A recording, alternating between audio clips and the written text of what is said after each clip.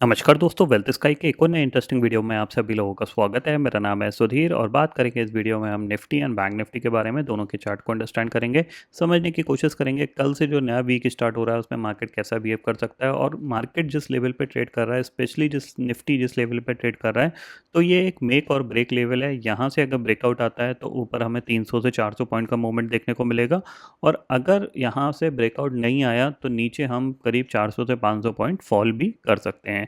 तो कहीं न कहीं देखा जाए तो हमारे पास दोनों साइड का करीब 300 से 500 पॉइंट तक का मूवमेंट आ सकता है। इस लेवल पे निफ्टी खड़ा है, तो उसको हम अंडरस्टैंड करेंगे। प्लस मोस्ट इम्पॉर्टेंट वीक है क्योंकि इसमें फेड का अनाउंसमेंट आने वाला है कि रेट कट होगा या नहीं होगा। तो उसका आउटकम आई थिंक सो 17 तारीख को रात में हमें पता चलेगा। तो 17 बेसिकली 16, 17, 18 ये तीनों ट्रेडिंग सेशन मोस्ट इंपॉर्टेंट रहेंगे अगर देखा जाए तो इवेंट के लिहाज से। ठीक है, तो वीडियो को हम स्टार्ट करते हैं और समझते हैं कि मार्केट का क्या स्ट्रक्चर बना हुआ है। तो सबसे पहले अगर हम ग्लोबल मार्केट की बात करें, लास्ट ट्रेडिंग सेशन में ग्लोबल मार्केट की बात करें तो डाउ जोन्स करीब 280 पॉइंट आके करीब 270 पॉइंट गिर के बंद हुआ। नास्डैक आपका 98 पॉइंट ऊपर बंद हुआ है। ठीक है, इससे पहले डाउ जोन्स में करीब 600 पॉइंट की रैली हुई थी। उस 600 पॉइंट में से 300 पॉइंट यहाँ पे डाइल्यूट होते हुए दिखाई दे रहे हैं इवेंट से पहले। ठीक है, अगर हम ऑप्शन चेन डाटा की बात करें तो इस पर्टिकुलर सीरीज में जो ऑप्शन चेन डाटा बना हुआ है 16 सितंबर, इसमें आपको दिखेगा कि 25,000 की पुट पे ज़बरदस्त ओपन इंटरेस्ट है। इवन 25,100 की पुट पे भी करीब करीब 1,23,00,000 का ओपन इंटरेस्ट बना हुआ है, जो कि ये इंडिकेट करता है कि मार्केट का जो सेंटीमेंट है फिलहाल पॉजिटिव है। हो सकता है कि इवेंट से पहले कोई सेलिंग ना देखने को मिले या फिर हम निफ्टी की एक्सपायरी वाले दिन सेलिंग देखने को मिल सकती है। तो कहीं ना कहीं 25,100 आपके लिए इंपॉर्टेंट है। इसके नीचे फिसले तो फिर हम 25,000 की तरफ बढ़ने की कोशिश करेंगे। जब तक इसके ऊपर है तब तक शायद कोई प्रॉब्लम नहीं है। ठीक है, चार्ट पे चलते हैं। तो देखो, आप चार्ट को समझने की कोशिश करिएगा क्योंकि मैं चार्ट आपको बहुत इंपॉर्टेंट तरीके से समझाऊंगा। क्योंकि जिस लेवल पे खड़ा है तो वीकली स्ट्रक्चर पे हम देखेंगे यहाँ पे। तो वीकली स्ट्रक्चर पे आप अगर देखोगे यहाँ पे सबसे पहले हमने ये लाइफ टाइम हाई से इस तरीके से एक ट्रेंड लाइन मार्क कर ली है, जो कि हमें इंडिकेट करती है कि ये जो पर्टिकुलर एरिया है 25,400 से लेकर 25,500 का, ये हमारे पास एक रेजिस्टेंस है। इसको ये सिंगल मतलब मूव में क्रॉस कर देगा, चांसेस आर वेरी लेस, ये ध्यान में रखिएगा। दूसरा, हम ये जो हाई है, ये जो वीकली हाई है, इसको भी हम इससे इससे यहाँ से कनेक्ट कर लेते हैं ताकि हमें,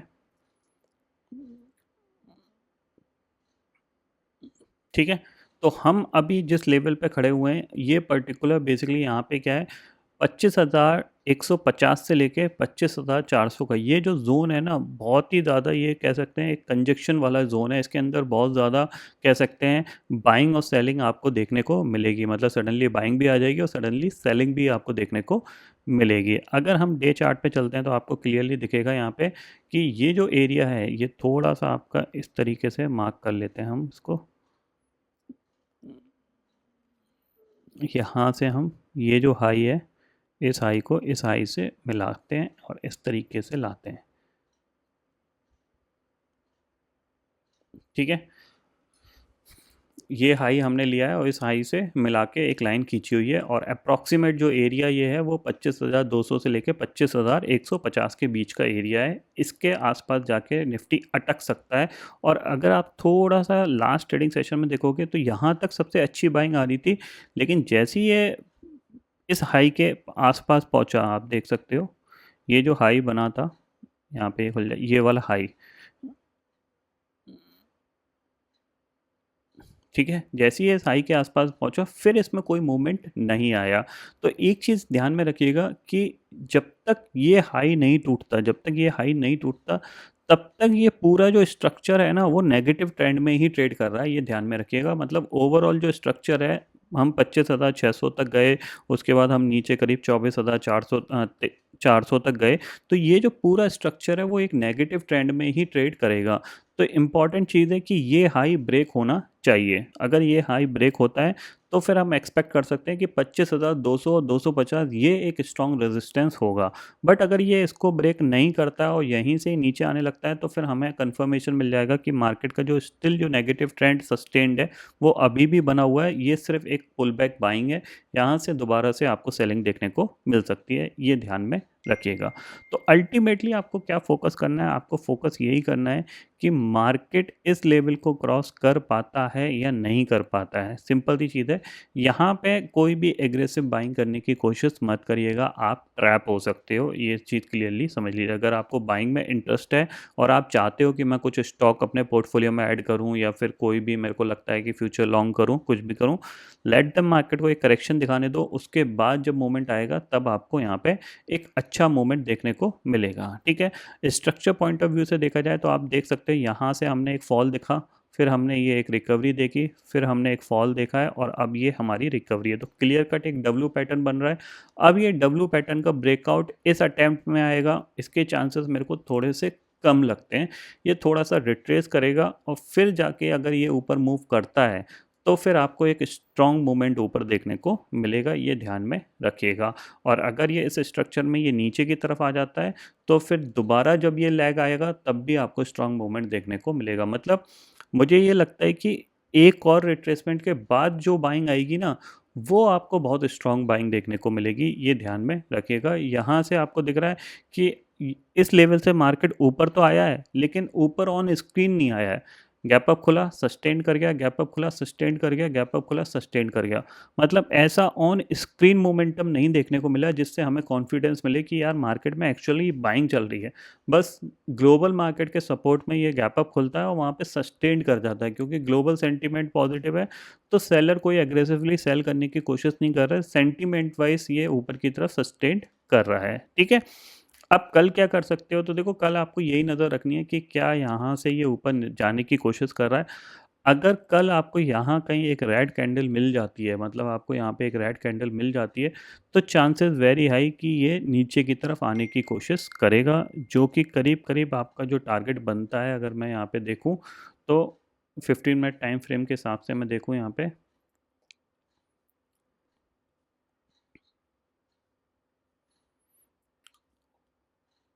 पहले तो ये इस लेवल को टेस्ट करेगा, ठीक है। और क्योंकि इस लेवल पे इसने ये नीचे आपको इसने एक गैप भी छोड़ रखा है, तो जैसे ही 25,000 के नीचे जाएगा तो फिर ये इस गैप को फिल करने की कोशिश करेगा। तो ओवरऑल अगर यहाँ से करेक्शन आना स्टार्ट होता है, इस तरीके से जो करेक्शन आना स्टार्ट होता है, तो ये कहीं ना कहीं 24,800 तक जाने की कोशिश करेगा, क्योंकि नीचे ये एक और गैप है, ध्यान रखिएगा, ये 24,800 तक जाने की कोशिश करेगा। तो मैं यहाँ पे थोड़ा सा बाइंग को अवॉइड करने की कोशिश कर रहा हूँ, मैं सिर्फ ये वेट कर रहा हूँ कि मार्केट थोड़ा सा नेगेटिव स्ट्रक्चर बनाए तो मैं थोड़ा सा या तो कॉल सेल करना पसंद करूँगा या फिर पुट लेना पसंद करूँगा। और नीचे जो मेरा टारगेट होगा वो 24,800 का यहाँ पे टारगेट होगा। हो सकता है फ्लो में थोड़ा सा और 24,700 तक चला जाए, बट 24,800 मेरे लिए डेफिनेटली ये टारगेट बन सकता है, ये चीज़ है। और अगर मैं स्टॉप लॉस लेके चलूँगा तो वो मेरा स्टॉप लॉस होगा 25,300 का on the basis of closing. अगर 25,300 के ऊपर क्लोज आ जाता है तो मैं अपनी शॉर्ट की पोजीशन से एग्जिट कर जाऊँगा। अगर मैं यहाँ पे फ्यूचर भी शॉर्ट करता हूँ तो अभी करीब करीब मेरा 200 पॉइंट का यहाँ पे रिस्क रहेगा, और नीचे जो टारगेट मिल सकता है वो 300 पॉइंट का टारगेट मिल सकता है। तो करीब करीब 1:1.5 के आसपास का यहाँ पे कुछ रिस्क रिवॉर्ड रेशो बन सकता है, ठीक है। इतना आपको निफ्टी में समझ में आ गया। बैंक निफ्टी की बात करें तो देखो बैंक निफ्टी में सिंपल सा स्ट्रक्चर है, कुछ ज़्यादा यहाँ पे दिमाग लगाने की ज़रूरत नहीं है।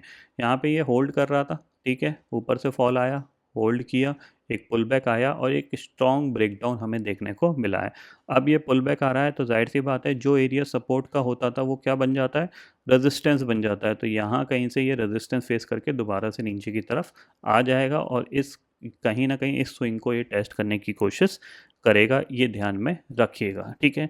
क्योंकि एक नेगेटिव स्ट्रक्चर में है मार्केट, तो क्या है, जो सेलिंग आएगी वो फास्ट आएगी, क्योंकि आप देख रहे हो यहाँ पे सेलिंग आई, फास्ट आई, यहाँ पे भी आपको देख रहे हो सेलिंग आई है जो फास्ट आई है। रिकवरी आपकी स्लो ही रहेगी, ठीक है ना, ये ध्यान में रखना है। तो अगर नेगेटिव ट्रेंड बनता है 54,500 के नीचे आप नेगेटिव साइड पे ही रहिएगा, ये ध्यान में रखिए। और नीचे आपको जो टारगेट मिल सकता है वो 53,300 तक का बैंक निफ्टी में मिल सकता है, और मोस्टली मंथली एक्सपायरी में ऐसा होने की कोशिश करी जाएगी, क्योंकि मंथली एक्सपायरी में जो ऑप्शंस होते हैं बैंक निफ्टी के काफ़ी हद तक सस्ते हो जाते हैं। अभी ऑलरेडी पुट काफ़ी हद तक डाइल्यूट हो चुकी हैं, तो कॉल के प्रीमियम हाई हैं, एंड ऑफ द मंथ ये नीचे की तरफ आके अगर क्लोज होता है तो कॉल भी डाइल्यूट हो जाएंगी, ठीक है।